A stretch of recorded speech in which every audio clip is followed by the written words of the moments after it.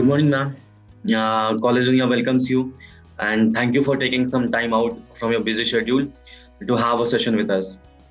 Moving on to the interview part, ma'am, tell me what is the latest program that you are offering in your institute, which will help the student outperform and stand apart from the crowd. Right. Good morning, everyone, and good morning to you too. Let me begin by saying that I come from Ajinkya D.Y. Patil University, and we are a state private university located in Pune. It's a plush green campus, and I'm sure everyone will enjoy when they come here. And it's nestled between hills, and I think monsoon time is the best time to come over. Now, that being a small introduction, I would like to quickly move on to your question. Well, what is the latest program that we have introduced at ADYPU is the School of Liberal Arts. It's the BA Liberal Arts, and we also have MA International Studies, but I'm going to focus more on BA Liberal Arts. Now, as you all have observed, that pandemic has thrown us into a very different situation, something which none of us had expected that we will be into one day. Things suddenly changed, the job roles have changed, the nature of work that we are doing has changed, the place from where we started working has changed. So this kind of uncertainty is not going to be just for another 1 or 2 days, but it is going to be there, right? And like we always say, change is constant. Now, in such a world, how do we prepare our students? What do we even prepare them for? Are we really sure that the jobs that we are talking about that are going to be there for next 10 years are going to be there really? Right? So these programs that we have currently, will they be valid enough? Or will they give those skills to our students to be able to be successful even in future? Right? Now, these are some of the questions that we need to ask ourselves given the pandemic times and the kind of change that we're seeing in the world. Now, keeping all that in mind, there is only one way we can prepare our students, and is to be able to give them the 21st century skills.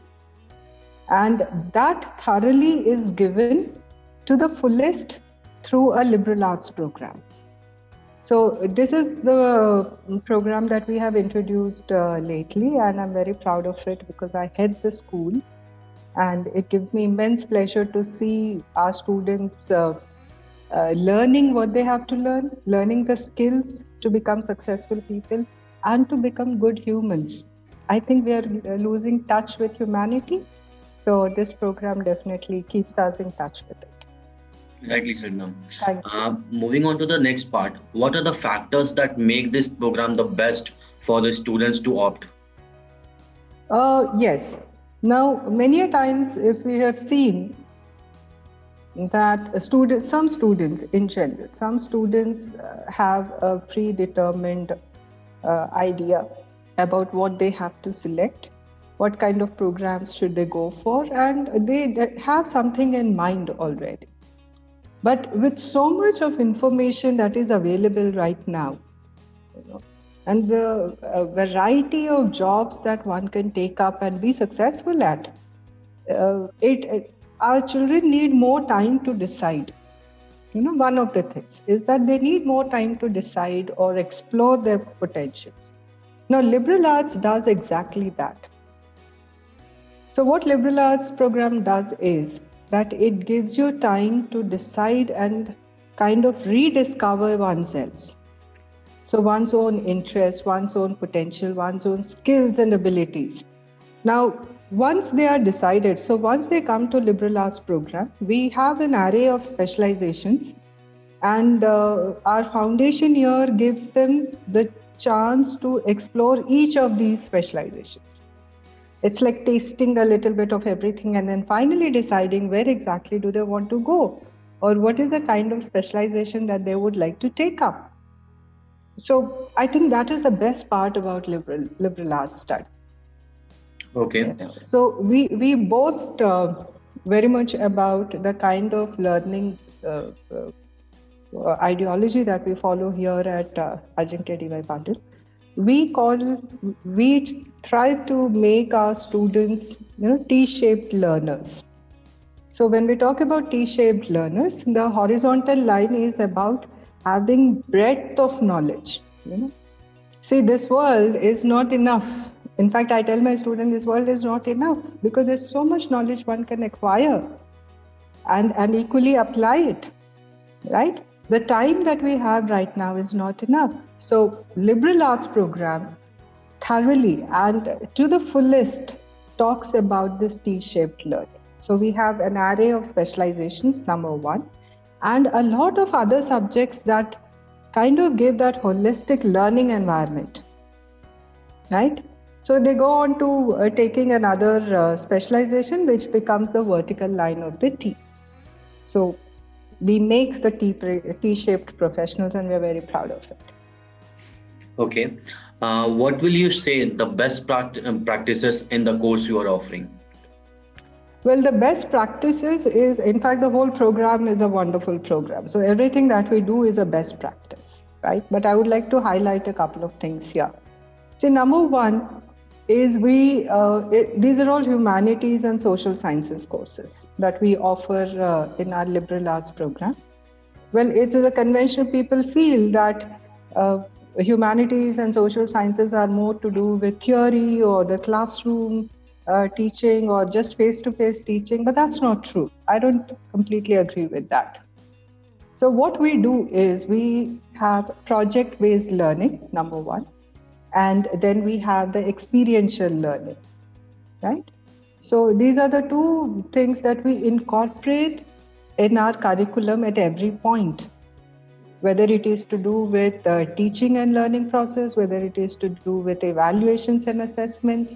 So everywhere, these two concepts are embedded. And that's how we work, and we work around it. Now, if you also go a little into deep, we also encourage a lot of student research. Now, in order that students gain the skills of research or critical thinking, what we call as, the teachers have to be well equipped to be able to create an environment for research. I think that's what we've been very successful at, and our students are involved in some wonderful projects. And I would also take this opportunity to tell you that our students have started their own NGOs or foundations, and they're working on it. And I'm glad that we are able to support them. That's a great initiative, ma'am. Moving on to the next question. What are some of the valuable insights of the program that you are offering at your institute?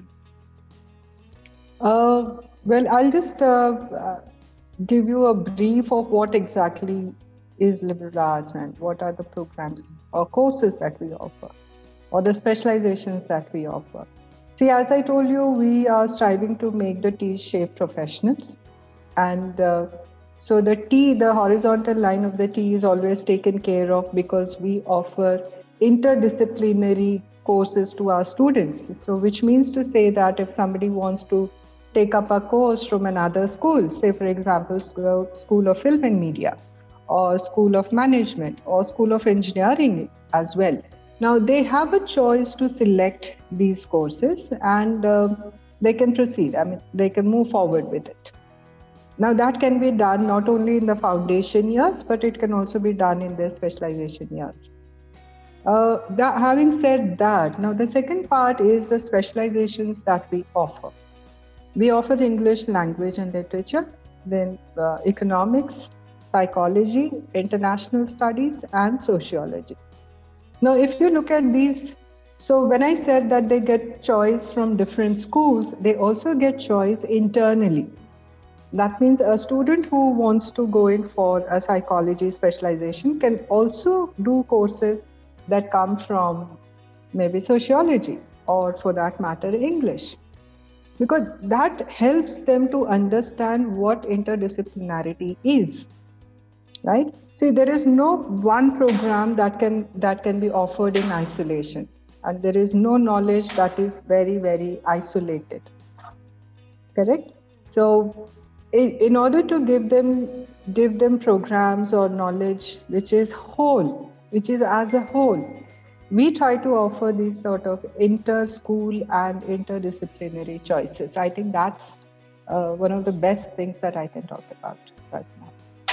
And of course, the student projects, we have field studies and we have surveys that students conduct. We also work on social innovation. I would really want to talk about social innovation. So we work on case studies basically in all our courses. Theories, definitely theoretical discussions happen in the classroom, but we also work on case studies. Now, once these case studies are given, we try to find out some innovative solutions to these challenges, right? Conventionally, what was done and what can be done more in order to solve these issues. We work a lot on the Sustainable Development Goals, and that is again linked to social innovation. So these, I guess, are the very, very strong points of School of Liberal Arts at Ajinkya D.Y. Patil. Okay. Ma'am, how does the program ensure that the students are being prepared for the future? Well, yes. Now, when I talk of future, we're basically looking at the 21st century skills. Now, what are these 21st century skills and why at all do we need? So, the very first question I answered, that world is so unpredictable right now, right? So, in order to be able to make things more certain and not uncertain, we need certain skills. No, our students need these skills. Now, these are skills like, just to give you a bit of, we talk about the 3 C's, which could be critical thinking, creativity, collaboration, and of course, communication. So let's just talk about these 4. And then we also have the literacies, like media literacy, right? And then you have the life skills. So how do you lead a balanced life? So these are the skills that are required for 21st century, right? Now, can those be imparted at educational institutions? Yes, that is exactly where they can be imparted. Now, if you look at our curriculum actually meets all these requirements. We have certain objectives in mind, and we ensure that these skills are imparted to our students. And we also measure the outcome of it to check whether or not what we are offering is good enough. So our assessments and our evaluations also revolve around it. So it's a very holistic curriculum. I think one only needs to experience it to be able to say whether or not it's meeting or it's preparing the student for the 21st century.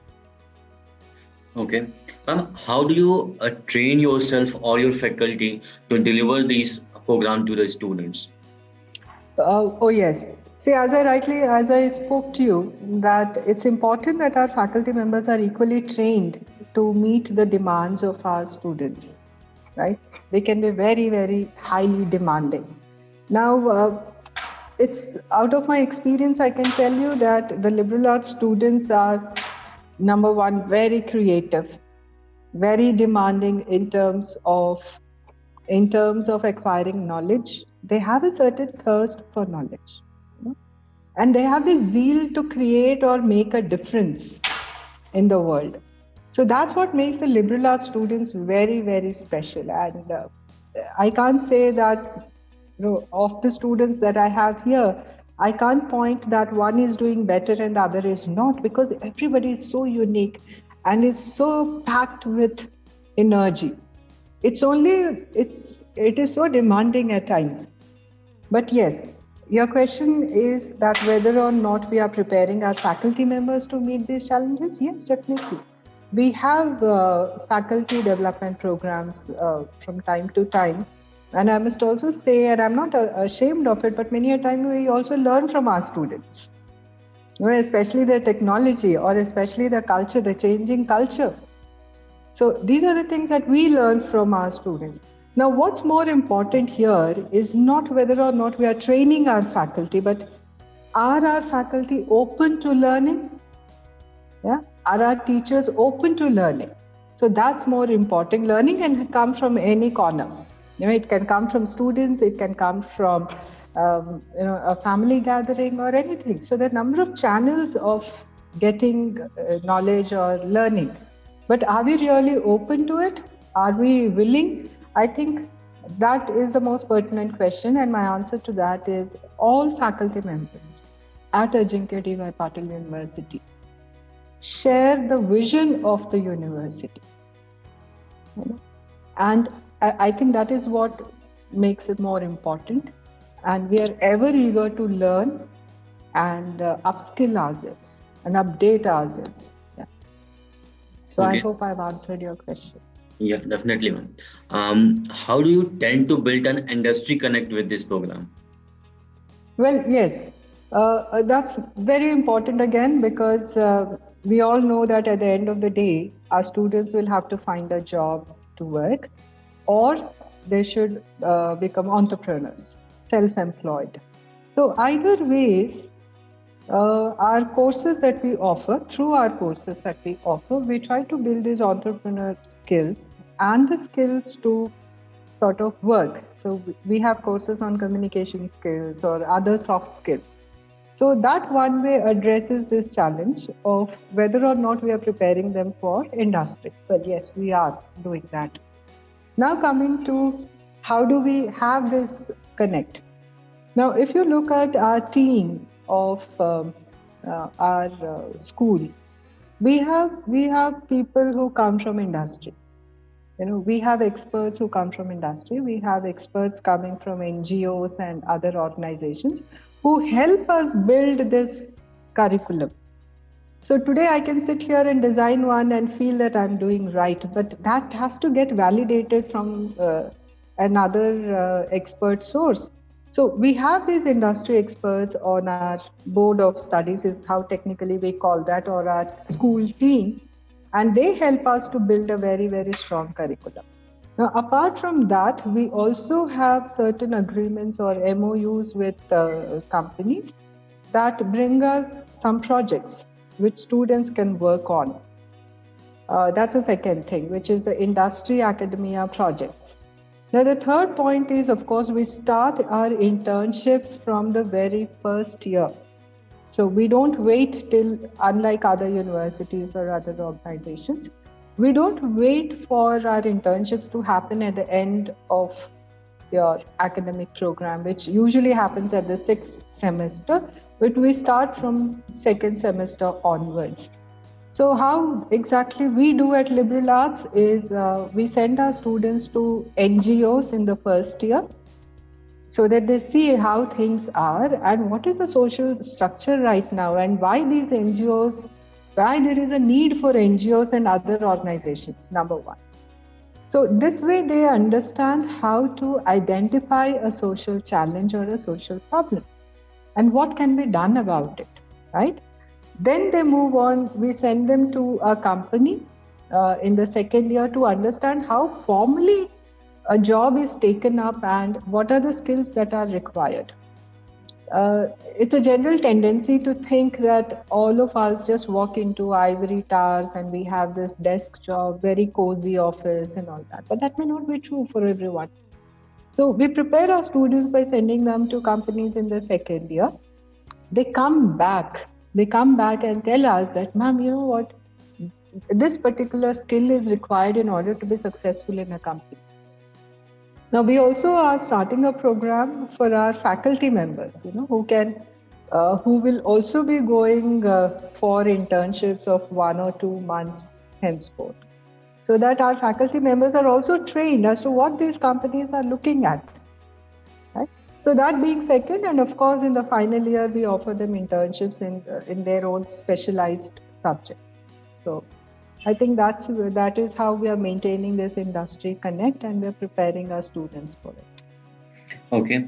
Ma'am, what were the challenges that you have faced while inculcating the program in your curriculum?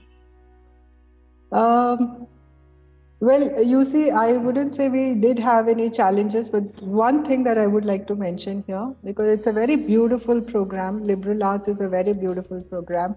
And if you look at the NEP 2020, there is a lot of emphasis on liberal arts subjects and liberal arts courses. Okay, so basically humanities, because we all feel the need for it right now. We've been so technically driven all these years, and I think somewhere we have lost touch with human values. Now, if we had to bring those back, I think we need to go back to liberal arts. Well, having said that, now liberal arts as a concept was very difficult for people to understand. So the idea of liberal arts, it's not about a lot of freedom given to the students, which is how people interpret liberal arts, is to be very liberal in a way, but it is about liberal thinking, an open mindset, and the zeal to learn. To be open to learning is what liberal arts is. The whole crux of this program is to be learn how to learn, right? So I think that was the only challenge we had in being able to explain to people what it means and how our students can make a difference, and how liberal arts students can also be equally successful. See, at the end of it, when you talk to parents, they want to know where exactly can they get placed. So with our specializations that we have, there are a number of opportunities which students can take up. And whichever job they take up, and I'm sure they'll be successful because they have learned these other skills, the skill of communication, the skill of collaboration, the skill of self-motivation, right? Which kind of is becoming a rare commodity. So these are the skills that we provide through the program.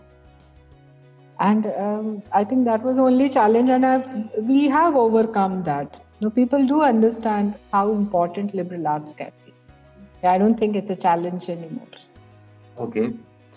Ma'am, what are the types of projects that the students are working on through this program? Right. Okay. I'll just give you a very simple example. Just a couple of years ago, just 2 years ago, we have a lot of foreign students. A lot of international students come to Ajinkya D.Y. Patil University. Now, they come from all countries. We have African students, we have students coming in from the Middle East or the Far East and such. Now, we had this issue that, when these foreigners walk in the neighborhood, people were not very accepting. Okay, this is one of the challenges, and I'm sure most of those who listen to it would agree with me. So the acceptance in the society for these international students was quite low based on the color or the countries that they came from. Now, what we did was we felt that it was a challenge, and so we all sat down, we discussed, and we said, okay, let us do a drive, right? And let us go and meet these people. Now, there has to be a purpose to meet people, right? We just can't knock doors and meet people. So we arranged for a charity drive, and that's how we went with these clothes and books and toys and certain utilities, home utilities, and we approached these construction sites. We approached these small neighborhoods where we distributed. But during this process, we also understood, we spoke to them.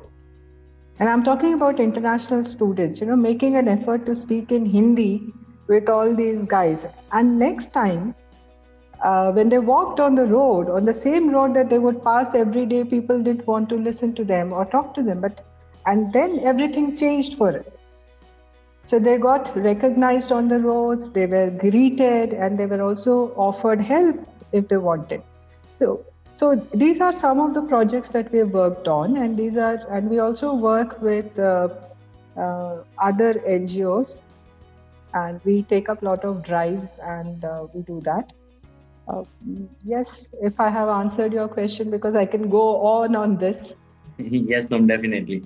And also, I would like to mention that my students have taken up a lot of initiatives during the COVID times. Both the waves. We've done a lot of work for the victims of COVID, especially the migrant workers. And I think my students didn't fear a bit to come out and work with them and help them out. So That's a great initiative, ma'am. Moving on to the last question of the day. What are the benefits and career option after pursuing these courses? yes, now this is a very important question because most feel that liberal arts, what would students come out and do, right? Now, see, we offer certain specializations, so we can start from there. We offer English and, as I told you, economics, psychology, international studies, and sociology. Now, most students, number one, they come to us to get an in-depth training for civil services. Most of them, 80, 90%. When they do have a choice of going to other universities, where they can just attend the theory classes and somehow manage to be out and do your civil services exam and all. But what we do at ADYPU, since we know that these are civil services aspirants, we also have certain coaching which is given to them in terms of current affair classes or in terms of public speaking, right? So we train them and they're absolutely happy about it because now they don't have to go to any other coaching center. Get it? So we train them as to what kind of day-to-day plan they should have in order to prepare for these exams. We also have mentors who come from outside and talk to them about what should be their choice of subjects for it. So that way we prepare them, number one. And of course, the classroom sessions that we have are enough to be able to reach to a level, right? So theoretically, yes, they are very, very strong at it. And we also have this practical component to every course that we offer. So that makes them go out in the field and start working. They understand the real issues of the real world. That's one way of, I would say, it's a complete preparation, instead of just going to a coaching center and doing all those tests and everything, which we also prepare them for. But the practical component prepares them for the world tomorrow. And they become leaders in the true sense. Now, second is, yes, there are other options, like they can go into content building, content creation, whether it is videos or, some of my students are also the YouTube, they have their own channels and they do a great work with that. They are analysts, the market research analysts. So then we have students who go in for international studies. They are aspirants of these UN jobs, So there is a lot. They are political commentators, they are analysts, they go into companies as communication officers. So there's a lot. The whole world is open for them. Okay. Thank you, ma'am.